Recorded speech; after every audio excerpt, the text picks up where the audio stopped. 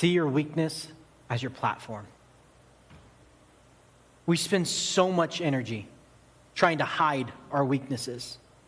Moses wanted to avoid speaking because he wasn't eloquent, but God wanted to use that very weakness to show his strength.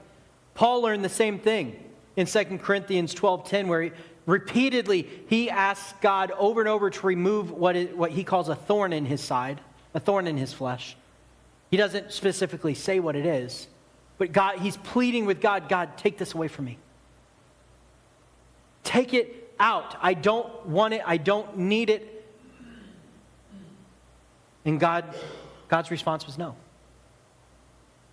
Because his power is made perfect in weakness. In 2 Corinthians 12:10, Paul says, when I am weak, then I am strong. Your weakness doesn't disqualify you. It creates space for God to shine.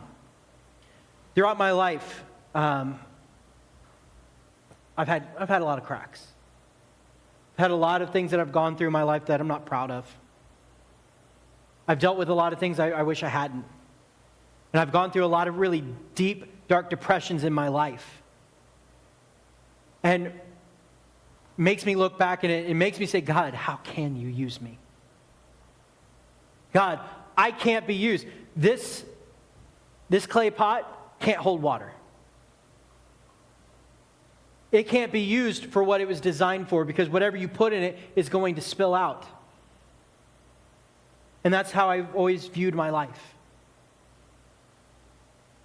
Until I remember sitting in college, sitting in my dorm room, and I remember having an image of a broken vase.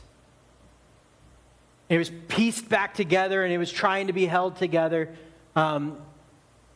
but it wasn't perfect. It was still flawed. It was still imperfect. But then all of a sudden, it was like a light was shining through. This is not a perfect vase. It's cracked. But if I place a light inside of it,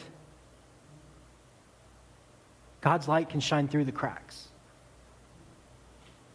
The very things that you are afraid of being used, the very things that you feel like disqualify you from being used, those are the things that God wants to shine his light through, if you allow him to use it. If you say, here I am, flaws and all. God's not asking you to be perfect. He never asked Moses to be perfect. He didn't tell Moses, well, you better start working on your speech. He said, I'll be with you. I'll give you the words. I'll walk hand in hand with you. I'll go alongside of you. The very things that maybe you feel like God can't use are the very things that God's wanting to use in your life.